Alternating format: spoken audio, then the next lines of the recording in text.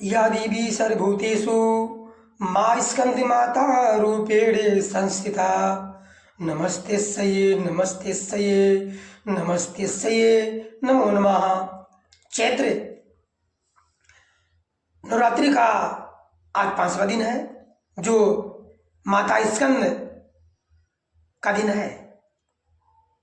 यानी चैत्र नवरात्रि का 5वां दिन स्कंद माता की पूजा की जाती है। 5वें दिन स्कंद माता की पूजा की जाती है। और ये स्कंद माता की पूजा करने से मूड भी ज्ञानी हो जाता है।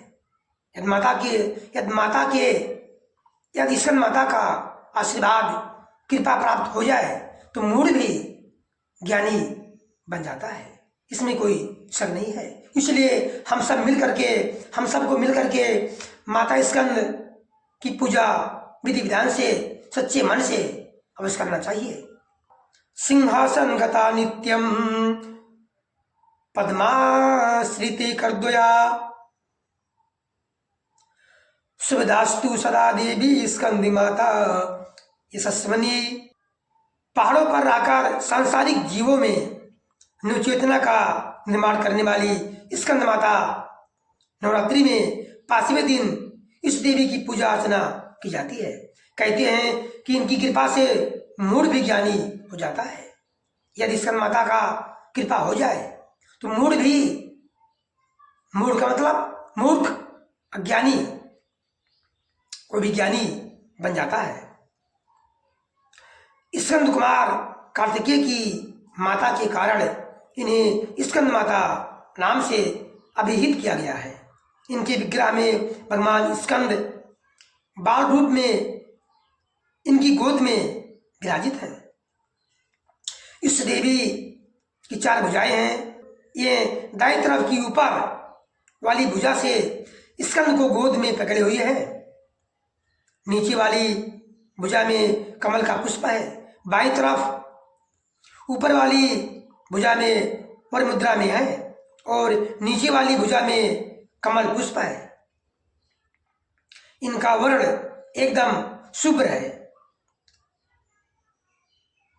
ये कमल के आसन पर विराजमान रहती हैं, इसलिए इन्हें पद्मासना भी कहा जाता है। सिंह इनका वाहन है, अर्थात स्कंद माता सिंह पर सवारी करती हैं। शास्त्रों में इसका काफी महत्व बताया गया है। इनकी उपासना से भक्त की सारी इच्छाएं पूरी हो जाती हैं, भक्त को मोक्ष मिलता है। सूर्यमंडल की अधिष्ठात्री देवी होने के कारण इनका उपासक अलौकिक तेज और कांतिमय हो जाता है।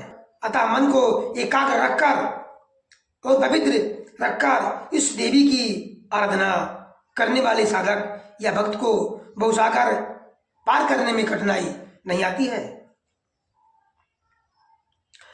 उनकी पूजा से मोक्ष का मार्ग सुलभ हो जाता है।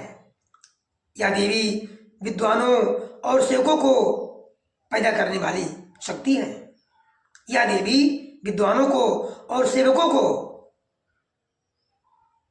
पैदा करने वाली शक्ति है, यानी चेतना का निर्माण करने वाली मैया है। स्कंद माता चेतना का निर्माण करने वाली है। कहा जाता है कि कालिदास द्वारा रचित रघुवंशम महाकाव्य और मेघदूत रचनाएं स्कंद माता की कृपा से ही संभव हुई है। अर्थात जब स्कंद माता का कृपा जिस पर हो जाती है वो कालिदास जैसा मूड भी विद्वान बन जाता है। कहा जाता है कि अपने बचपन अवस्था में कालिदास जिस पेड़ की डाली पर बैठे हुए थे उसी डाली को काट रहे थे। ऐसे महाकवि कालिदास पर भी स्कंद माता की कृपा से ज्ञानी विद्वान हो गए और ज्ञानी विद्वान होने पर ही रघुवंश महाकाव्य और मेघदूत महाकाव्य, इन दोनों की रचनाएं महाकवि कालिदास ने माता की कृपा से कर डाली।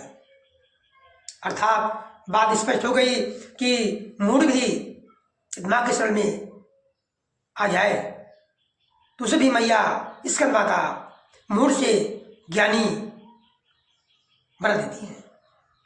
प्रेम से बोलिए स्कंद माता की जय, आदिशक्ति दुर्गा मैया की जय, पराशक्ति मैया की जय। या देवी सर्वभूतेषु शक्ति रूपेण संस्थिता नमस्तेस्यै नमस्तेस्यै नमस्तेस्यै नमो नमः। या देवी सर्वभूतेषु बुद्धि रूपेण संस्थिता नमस्तेस्यै नमस्तेस्यै नमस्तेस्यै नमो नमः। मैया से प्रार्थना निवेदन ये है कि सभी भक्तों पर माँ अपनी कृपा प्रदान करें और अपना आशीर्वाद हमेशा बनाए रखें। ये माता से प्रार्थना है। प्रेम से बोलिए जय माता दी, जय श्री राधे। धन्यवाद।